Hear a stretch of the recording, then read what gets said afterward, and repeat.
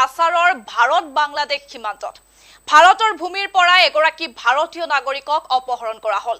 কোনে কি কাৰণত এই ঘটনা সংঘটিত কৰিলে সেয়া বৰ্তমানেও ৰহস্যৰ আৱৰ্তত আৰু ইতিমধ্যে প্ৰশাসনে সমগ্ৰ বিষয়টোৰ তদন্ত আৰম্ভ কৰিছে।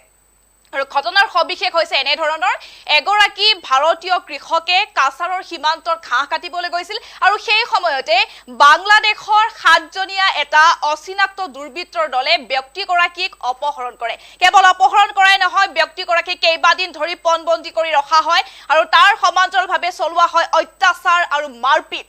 আৰু সেই ঘটনা পোহৰলৈ অহাৰ পিছতে এক সমগ্ৰ অঞ্চলটো তীব্ৰ চাঞ্চল্য বিৰাজ কৰা দেখিবলৈ পোৱা গৈছিল।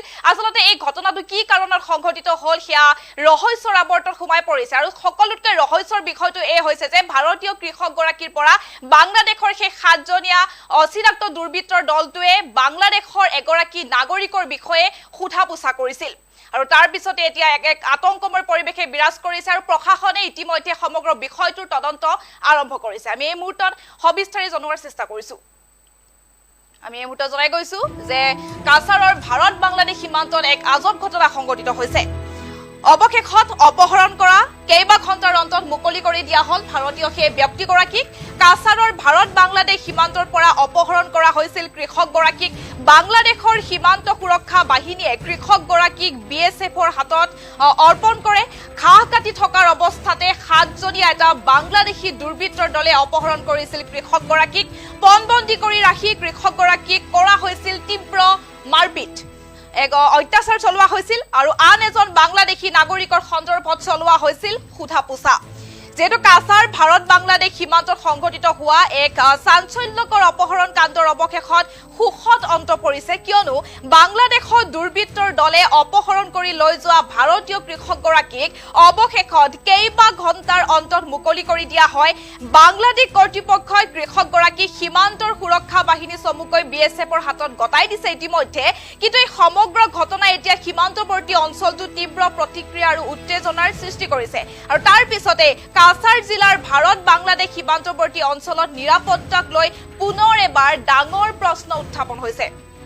সদায় কৰাৰ দৰে নিজৰ দৈনিক কামৰ বাবে সীমান্তৰ সমীপৰ পথাৰলৈ গৈছিল এইগৰাকী ভাৰতীয় কৃষক, কিন্তু তেতিয়াই ঘটিল সেই অঘটনটো।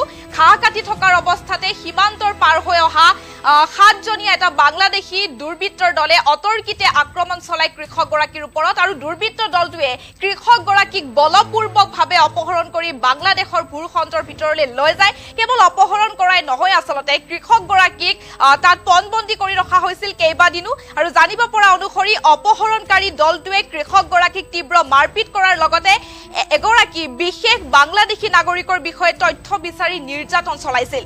ভাৰতীয় ভূমিৰ পৰা এজন নিৰীহ কৃষকক এইদৰে অপহৰণ কৰি লৈ যোৱা কাৰ্যই এতিয়া স্থানীয় ৰাইজৰ মাজত তীব্ৰ ক্ষোভৰ সৃষ্টি কৰা দেখিবলৈ পোৱা গৈছে।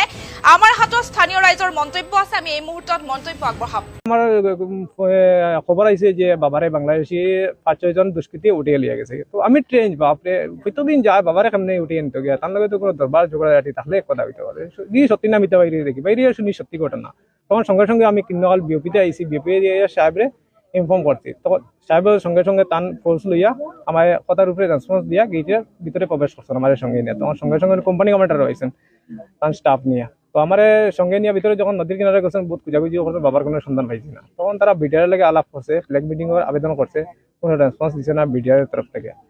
প্রায় অপেক্ষা করিয়া আবার নদীর ওই পারে স্পিড বোটে আমার BSF ফোর্স যারা তারা পালিয়ে গেছে গিয়া ফ্ল্যাগ মিটিং লাগি আবার আবেদন করছে বিডিআর কাছে। তখন কিছুক্ষণ পরে তারা আইসে, আইয়া তারা লাগে আলাপ আলোচনা করছে। কিন্তু আমরা তো তখন ভিতরে আসলাম যখন, তখন তারা ফ্ল্যাগ মিটিং কিতা হয়েছে না হয়েছে আমরা তো সঠিক জানি না। তখন আমরা গেটের বাইরে বাইরে গেছি।